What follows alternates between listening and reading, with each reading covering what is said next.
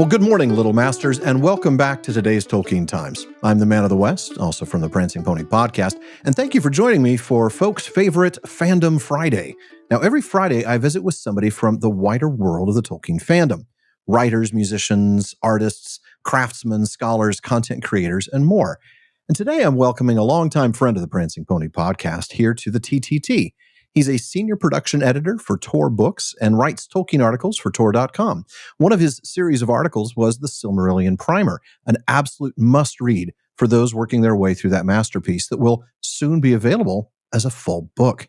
Now, he's a huge fan of Dungeons & Dragons, a masterful dungeon master, you might say, and has written articles for Wizards of the Coast, not to mention the Eberron novel, The Darkwood Mask.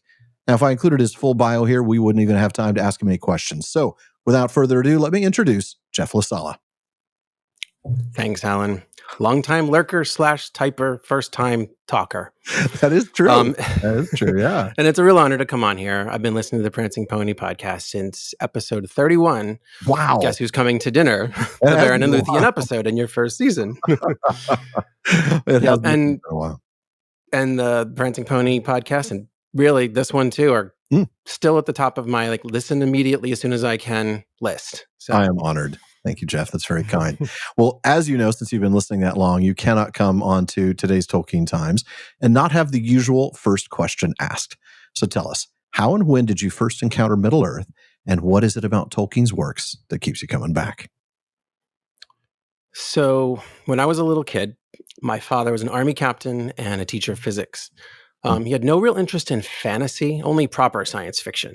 Of course. But Lord of the Rings was something different. And I think the 70s had a kind of perfect storm of Tolkienism in it. Yeah. So he would paraphrase chapters of the books to me and my brother at bedtime. The text was obviously too complicated for us at that age, but his descriptions were vivid enough to lay the Tolkien groundwork. Enough, in a manner of speaking, to catch the mystery, catch the drift. Yeah. Nice. Then well played, sir. I had to do that, you know. I absolutely had to. So then between the Rankin and Bass animated Hobbit and the Bakshi films, and even a really awesome Lord of the Rings chess set, also based on the Bakshi films that we happened to own, that my dad got in Germany. A Bakshi chess set. So the pawns it's awesome. Like it's great. Did they? Yeah, and it had. And the queen is Shelob, and Shelob's not in the Bakshi films. Yeah. I was like, "Ooh, that's cool." That is interesting. But anyway, with all those things, Middle-earth was just always there, just lurking in my childhood. And at some point, I started to read the books on my own, and that was it forever. Yeah. Tolkien sold me on high fantasy, and that would eventually be the groundwork for my interest in Dungeons and Dragons. Of course. And notice this was years and years before I could make any sense of the Silmarillion. So to be fair, that's just the way it was. Unlike Sean, who read it at 9 and did a dissertation at 11 or something like that. It's not that I don't believe people, but I know. And I'm sure he knew the ending of Signs during the actual movie. I'm sure. Yeah, I figured it out. Yeah.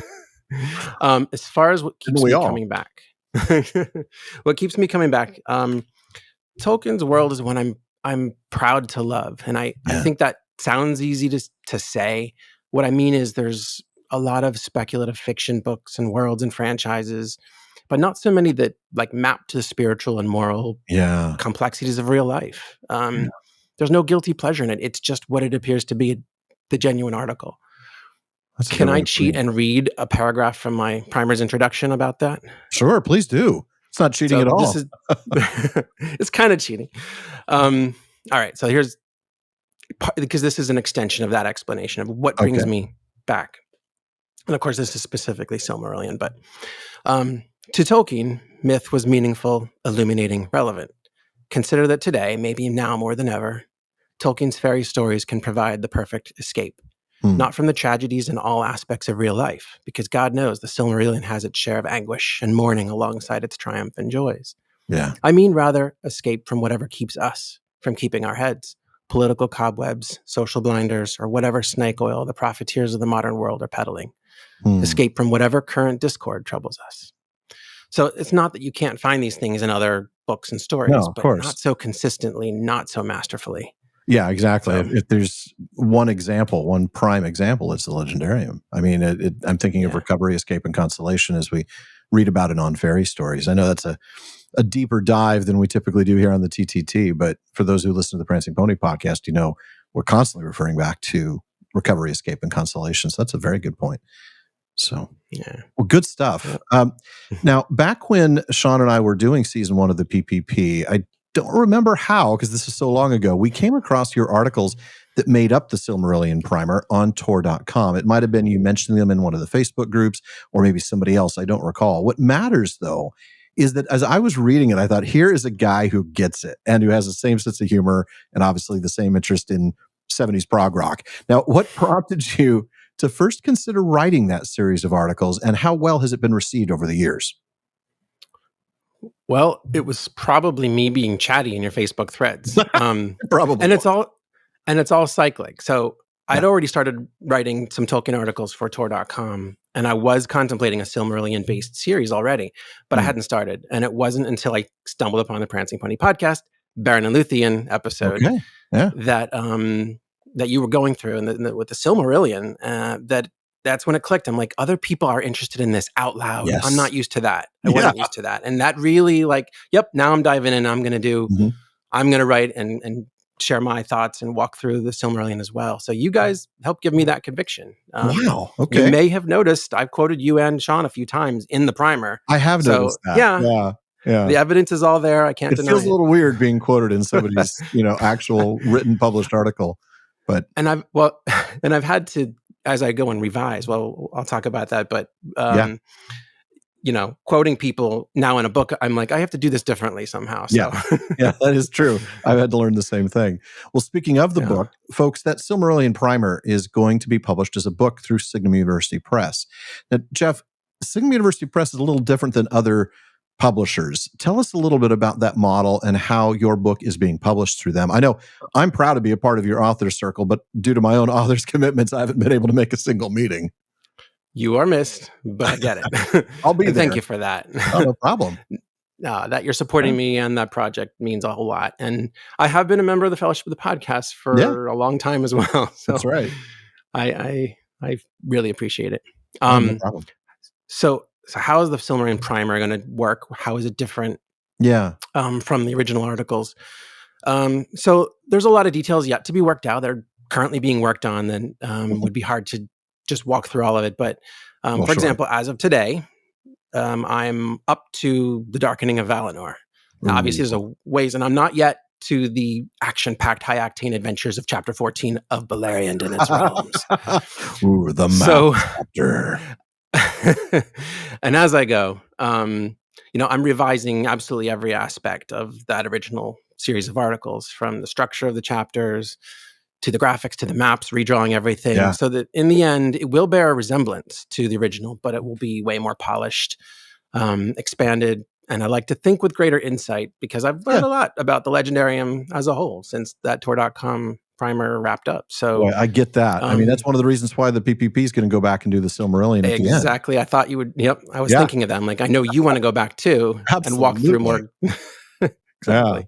Can't imagine not doing that, actually. Yeah. And since you mentioned the author's circle, so let me explain what that is for those who aren't familiar. So at some point, the book will be the whole thing, being revised and edited, and it will be a real book, available in a print edition, ebook, and I guess an audiobook too, I think. Oh, nice. But that's probably a year away or something like that. So until then, prospective book buyers could alternatively join the author's circle, which is Signum University Press's model for folks who want to be involved on a deeper behind-the-scenes level. So I meet each month with my circle group, and I get feedback on drafts of each chapter as I release them. I email with them. I get opinions about graphics and maps and such. So it's a lot to try to explain too much of it here, but it's basically a subset of folks who get to help inform the work. And in the end, they'll be acknowledged in the book. Absolutely. Oh, of course. Yeah. And then that's just mine. So the press has author circles for others, like Dr. Corey Olson and Dr. Michael Drought and so on. So mine is just one of several, and they're all worth looking into, I would say. I agree. And I think that model is a really interesting one. We, of course, are happy to be working with Mango Publishing. That's the publisher for Why We Love Middle-earth. But I have to say that is a really unique approach, and I think provides a lot of opportunity, not just for the author of a book to get live feedback before the book is published, but for those who are interested in taking part, right? To not only be able to support the project financially, but to provide input and assist, and to have that extra set of eyeballs reading something and saying, yeah, it's helpful. It's almost like getting a whole extra dozen editors. That's just it. It's an enormous help. It's accountability for the author, which is no small thing. I mean, I do work. My day job is in publishing and production, and books take a long time. And they do. Having someone help you along the way is pretty unique. It really is. So for folks who do want to go ahead and look into joining your author circle, or maybe are interested in reading some of the Silmarillion Primer articles, or looking at your other work like the Eberron novel that you wrote, where can people find your work and follow you? So alas, I don't really have a decent website anymore. I haven't really figured the best hosting platform. Recommendations welcome. But that said, I'm easy to find on Facebook. I have a regular personal account, but also an author page, which is at facebook.com/Jeff M. LaSala. Okay. I'm also on Twitter, while there's still a Twitter. And I can certainly be found, wandering without being lost on the Prancing Pony podcast. Note, by the time this episode released, Twitter may not exist. Exactly. So I don't know. I don't know where we are in time at this point. I know. As far as other work, so Amazon certainly has my my Eberron novel, the DMs Guild.com or .org, I forget, has all kinds of digital files from when I did articles for for Wizards of the Coast, Dungeon magazine and Dragon magazine. When they went digital for a few years, that's when I don't know, read a good 10 articles or so. Oh wow. So that's a place you can find some stuff. Good. Little side plug, if I could. Yeah, please. I'm also going to be on the next episode, again, depending on when this drops. Sure. Of a smaller podcast called Monster Manual MASH. Which is just two enthusiastic guys talking about stuff they like, in case you can relate to that. I don't know what you're talking about.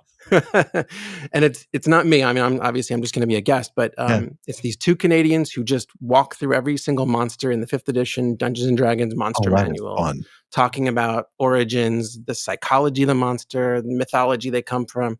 And I'm going to be on there to talk about gargoyles because I love gargoyles. But I still find ways to, cram Tolkien into things if I can. Hard not to. Even though Middle-earth has a marked lack of gargoyles. It really does, doesn't it? I mean, you would expect the closest gargoyles, maybe, an Angband or Valadur or something. Yeah, well, definitely. The closest there is in Lord of the Rings is the bridge to Minas Morgul has those figures, those carven stone figures. Yeah. That's it. It's such a shame, but there's no way Angband doesn't have something. So. It's got to. No doubt about it. Well, thank you for joining me today, Jeff. I really appreciate you taking your time. It's been a lot of fun to have you on the show. Thank you so much, Alan. Folks, that is it for today's Fandom Friday, but come back next week to meet another of your fellow Tolkien fans and maybe even learn what niches of the community you might be interested in exploring. Of course, if you're interested in joining me here on today's Tolkien Times for a future Fandom Friday, let me know by emailing barlaman@theprancingponypodcast.com. And for a deeper dive into Tolkien, listen to the Prancing Pony Podcast, the show we've talked about far too much today, with more than 7 years working our way through the Legendarium and interviewing even more amazing guests. Please join me again tomorrow on today's Tolkien Times as we wrap up the first week of Series 2 with Silmarillion Saturday. Please like and subscribe on YouTube, follow or subscribe in your podcast apps, and follow @Tolkien Times on Instagram, Twitter, and TikTok. And in the words of Faramir, go with the goodwill of all good men.